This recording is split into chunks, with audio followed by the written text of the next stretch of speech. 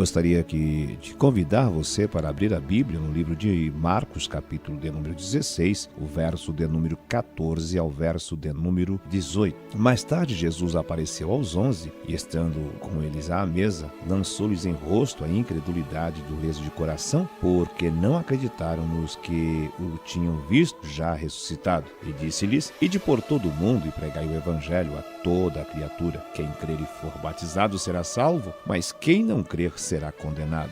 E estes sinais hão de seguir os que creem. Em meu nome expulsarão demônios, falarão novas línguas, pegarão nas serpentes. Quando beberem alguma coisa mortífera, não lhes fará dano algum, e imporão as mãos sobre os enfermos e os curarão. Temos lido nesse texto a respeito da grande comissão feita por Jesus Cristo aos seus discípulos. E há algumas coisas interessantes a observar nesse texto. Jesus, a esta altura, já tinha aparecido a Maria Madalena. Jesus também aparecera a outros discípulos, caminho de Emaús. E agora Jesus já aparecera a todos os seus discípulos. E dentre eles também agora a Tomé, a Filipe. E agora Jesus lança-lhes em rosto esta incredulidade, esta falta de fé, dificuldade que eles tinham de crer. E é interessante observar que, se nós atentarmos para o capítulo 24 de Lucas, veremos que o próprio Cristo revela aos dois de caminhos de Emaús que a Bíblia, desde os Salmos e profetas,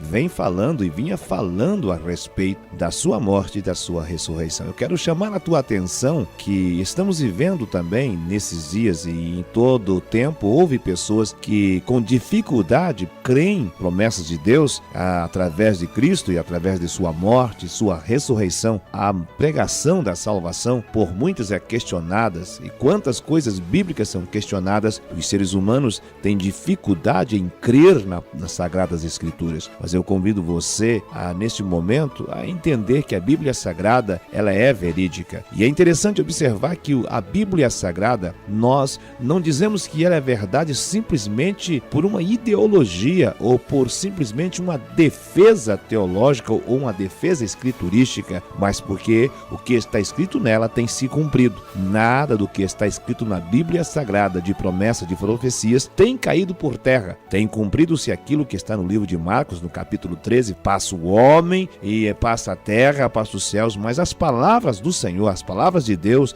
não hão de passar, e não tem se passado. Então é bem verdade que a incredulidade, ela não só permeou o coração dos discípulos quanto a respeito da morte de Cristo. Quero dizer a você que a palavra de Deus, queira o homem acredite ou não, ela não deixará de ser a palavra de Deus. A Bíblia Sagrada nunca, jamais deixou de ser a Bíblia Sagrada, porque tentaram queimá-la, porque fizeram grandes fogueiras com ela e também com cristãos. Eu quero dizer a você que Jesus lançou em rosto a incredulidade dos seus discípulos. Eu quero dizer a você que nesta oportunidade não seja incrédulo, não seja uma pessoa de difícil crer nas coisas de Deus, mas aprenda que Ele quer que você não tenha esse coração duro, pois na Bíblia Sagrada, no escritor aos Hebreus diz: se hoje ouvires a voz de Deus, não endureça o seu coração, porque o povo de Israel endureceu o coração, e a Bíblia diz que eles sofreram muito porque endureceram o coração. Quantas famílias, quantas vidas, se tivessem o coração amolecido ou o coração mais maleável, mais flexível, seriam felizes. Mas eu proponho a você nesta oportunidade a felicidade, não a felicidade momentânea, passageira, mas uma felicidade advinda de Deus, advinda dos céus, aquela felicidade que a Bíblia diz que não acrescenta dores. Por isso, não endureça o seu coração, porque Deus quer abençoar a sua vida e quer fazer de você um pregador, quer fazer de você um propagador de boas novas, um anunciador de boas novas, quer que você propague o evangelho, seja um ministrador de evangelho. Nós não temos estrelas no mundo evangélico, nós não temos popstars no mundo evangélico, mas a Bíblia me informa, a Bíblia nos informa que nós temos aqueles que são anunciadores de boas novas. A Bíblia nos diz que somos pregadores do evangelho, somos aqueles que estamos anunciando, testemunhas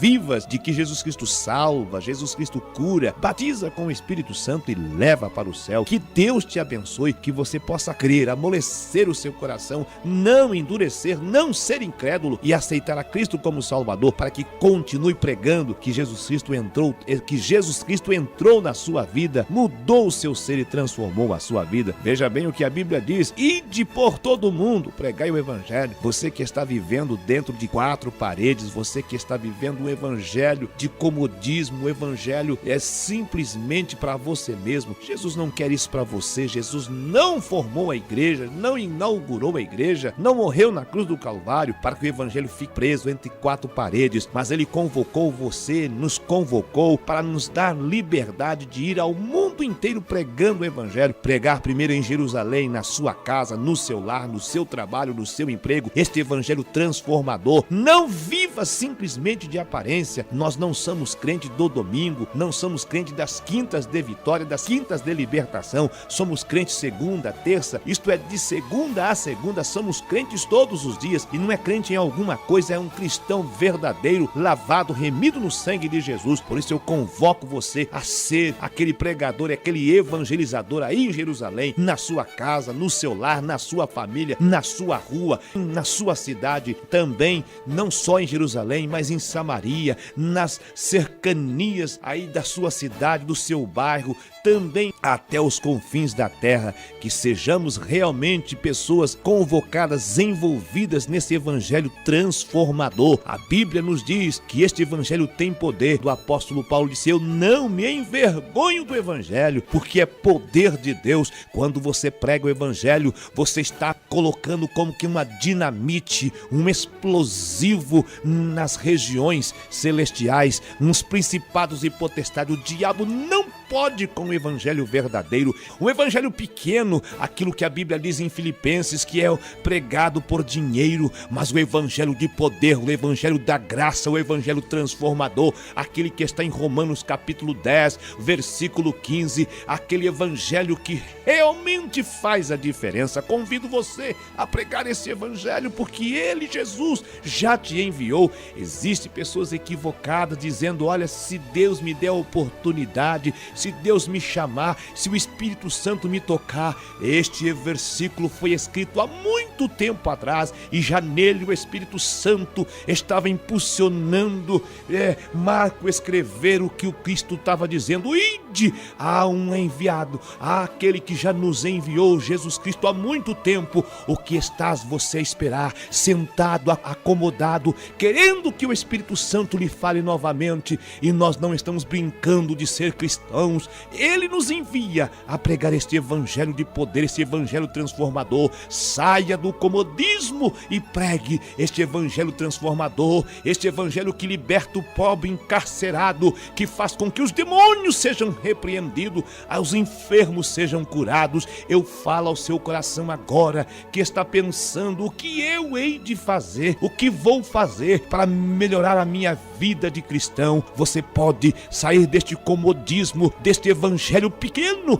para saltar para um evangelho transformador, um evangelho revolucionário, que revolucionou toda uma época com apenas 12 homens, o evangelho de nosso Senhor Jesus Cristo. E ele diz, nesse evangelho cheio de poder, que nós temos a graça de falar novas línguas, pois está escrito na Bíblia Sagrada, em Atos dos Apóstolos, capítulo 1, verso 8: e recebereis o poder quando vir sobre vós o Espírito Santo. Queres um evangelho tremendo de poder? Receba o Espírito Santo de Deus, o Espírito Santo da promessa de Deus. E não fica aí, você tem a graça de expulsar demônios, porque em Lucas, no capítulo 10, aqueles 70 saíram, e quando voltaram com alegria, porque os demônios eram expulsos no nome de Jesus. Através deles, toda sorte de males, eles são livres. Toda sorte de poderes, de principados e potestades, eles são livres. Nós somos livres, você é livre. Convido você nesta oportunidade a orar comigo. Você que estava pensando em parar, você que estava pensando que não tinha uma chamada objetiva, você que não estava pensando que não tinha uma chamada específica, mas Deus chamou a igreja, e nesta chamada específica, para pregar o evangelho. Em primeiro plano,